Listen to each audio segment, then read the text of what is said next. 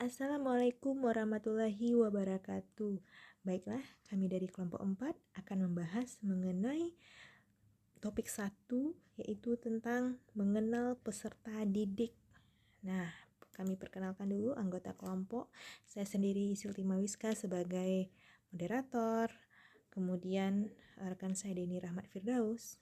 Kemudian Isnaini Putri Rahmadani yang akan menjelaskan tentang topik 1 ini nanti.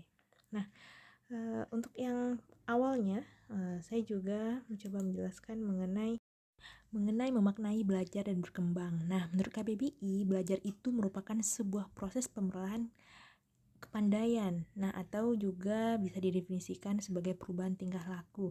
Nah, perubahan tingkah laku ini akan optimal jika perkembangannya juga optimal.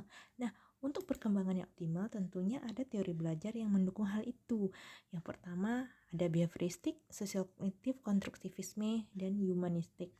Nah, yang pertama teori belajar behavioristik yaitu berfokus pada perubahan perilaku peserta didik sebagai hasil dari proses pembelajaran dengan adanya interaksi antara stimulus dan respon. Nah, ciri-ciri untuk behavioristik ini yaitu di sini ada tergantung pengaruh lingkungan, kemudian mementingkan bagian-bagian atau elementalistik, peranan aksi, kemudian mekanisme, kemudian peranan kemampuan yang sudah terbentuk sebelumnya, kemudian kebiasaan melalui latihan, pengulangan, kemudian juga sebagai perilaku yang diinginkan sebagai hasil dari proses belajar. Nah, apa sih kelebihannya? Nah, kelebihannya itu guru bersikap jeli dan peka terhadap situasi, kemudian bisa membentuk perilaku yang diinginkan. Kemudian lagi, bisa mengoptimalkan bakat dan kecerdasan. Selain itu, menghasilkan perilaku yang bersifat konsisten, mampu mengganti stimulus satu dengan stimulus yang lainnya. Kemudian membantu guru mengembangkan keterampilan belajar peserta didik dapat diterapkan untuk anak yang masih membutuhkan dominasi peran orang dewasa. Oke, untuk selanjutnya akan dijelaskan oleh Isnaini Putri Rahmadani. Terima kasih kepada moderator yang telah memberi saya kesempatan. Baiklah, saya Isnaini Putri Rahmadani akan melanjutkan presentasi dari kelompok kami, yaitu tentang teori belajar sosial kognitif. Teori belajar sosial kognitif merupakan kemampuan kognitif manusia dalam berpikir dan belajar melalui pengamatan sosial di mana perilaku, kognitif, dan lingkungan saling berinteraksi untuk mempengaruhi pembelajaran. Ciri-ciri sosial kognitif. Yang pertama, fokus utama adalah pengamatan dan peniruan. Yang kedua, tingkah laku dipelajari melalui bahasa, teladan, nilai, dan lain-lain. Yang ketiga, peserta didik meniru suatu kemampuan atau perilaku dari kejadian yang dialami orang lain.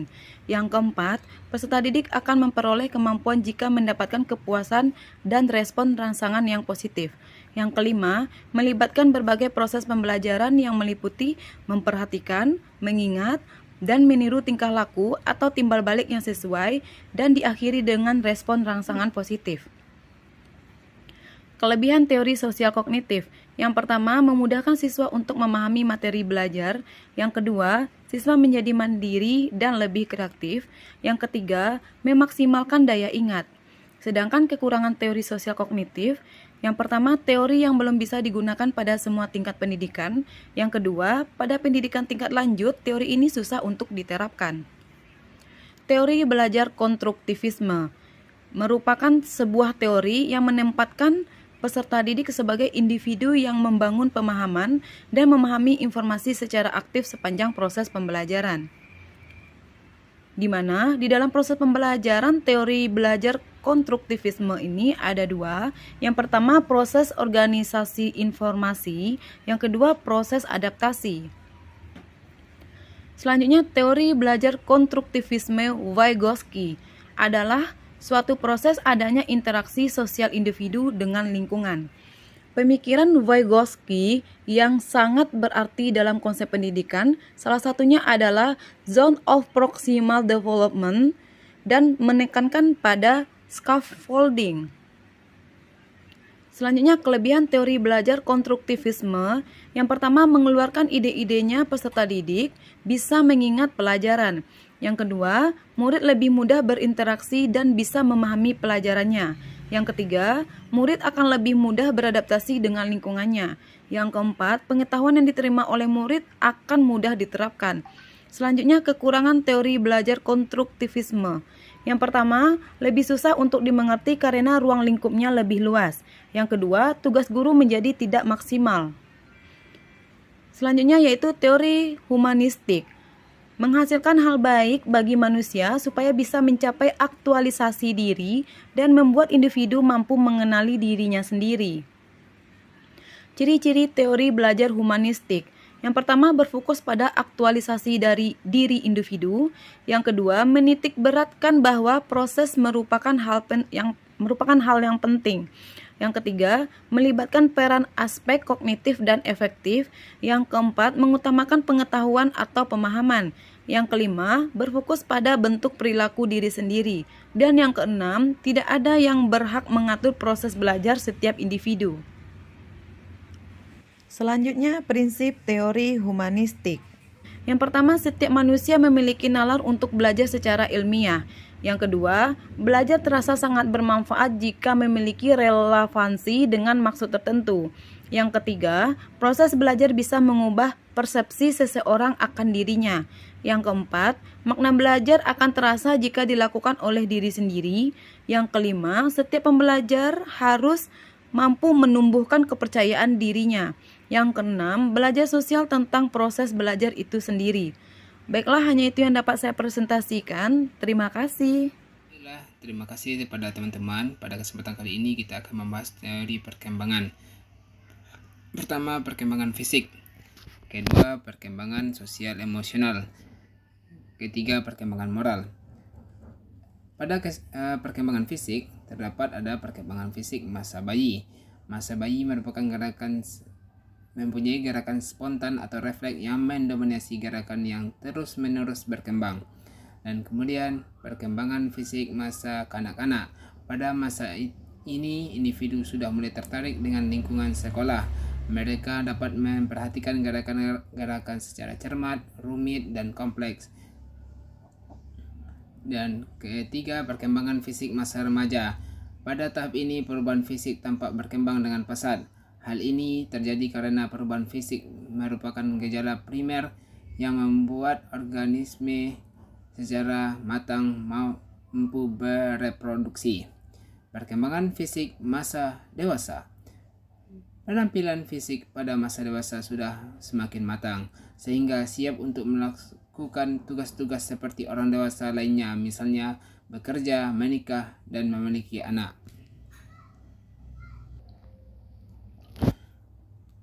Perkembangan sosial emosional.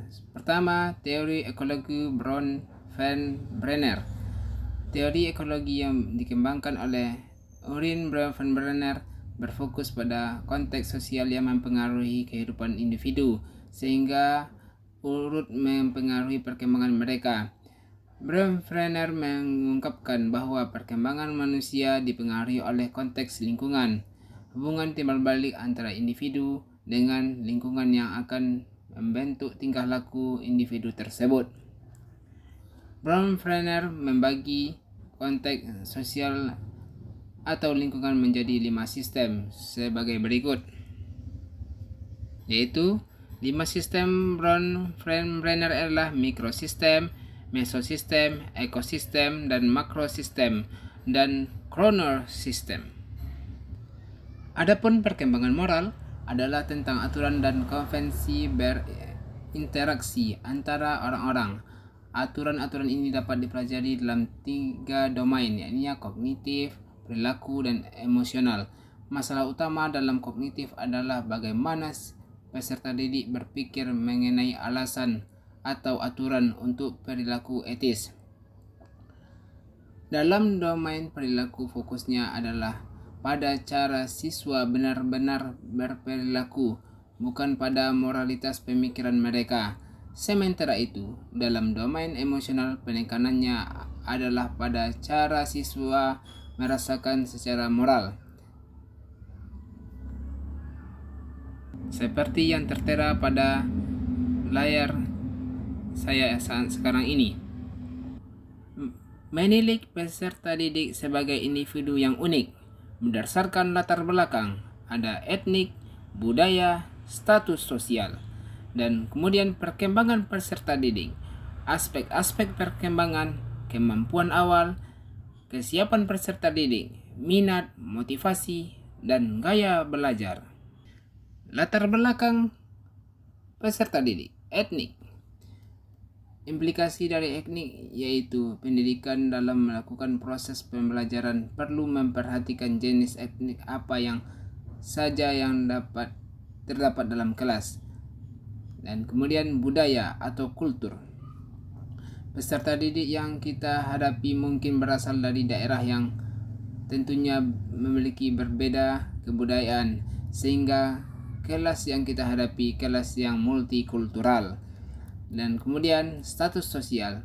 Peserta didik dengan bervariasi status ekonomi dan sosial menyatu untuk saling berinteraksi dan saling melakukan proses pembelajaran. Perkembangan peserta didik. Aspek-aspek perkembangan. Memahami aspek perkembangan adalah salah satu bekal yang penting bagi guru untuk mampu mengenal peserta didiknya. Manusia berkembang dengan cara yang beragam. Dengan mempelajari lebih dalam mengenai aspek perkembangan manusia dan peranannya dalam proses pembelajaran.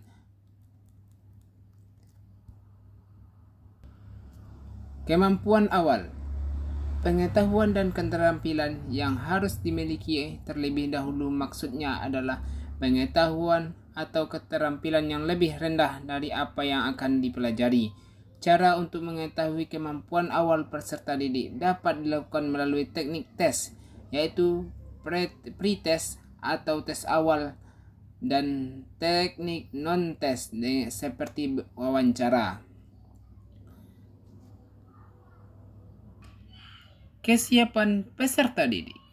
Minat adalah suatu pemusatan perhatian yang mengandung unsur-unsur perasaan, kesenangan, kecenderungan hati, keinginan yang tidak disengaja, yang sifatnya aktif untuk menerima suatu dari lingkungan. Adapun indikator untuk menentukan minat belajar seorang dapat dilihat dari 5 aspek. Rajin dalam belajar, tekun dalam belajar, rajin dalam mengerjakan tugas, memiliki jadwal belajar, disiplin dalam belajar. Faktor yang mempengaruhi minat belajar yaitu faktor kurikulum, faktor dari dalam diri siswa, faktor metode belajar, faktor guru, serta faktor sarana prasarana, termasuk penggunaan multimedia pembelajaran. Faktor lain yang mempengaruhi adalah motivasi dan cita-cita, keluarga, peranan guru, sarana dan prasarana, teman pergaulan, dan media massa. Motivasi kadang timbul dari dalam diri individu itu sendiri. Motivasi intrinsik dan motivasi itu muncul karena faktor dari luar dirinya sendiri, yakni motivasi ekstrinsik.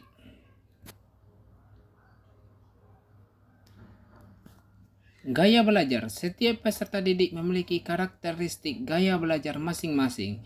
Menurut D. Potter dalam bukunya Tutik Rahmawati dan Daryanto yang berjudul Teori Belajar dan Proses Pembelajaran yang Mendidik, terdapat 3 modalitas atau tipe dalam gaya belajar, yaitu visual, auditori, dan kinestetik. Pelajaran visual belajar melalui apa yang mereka lihat.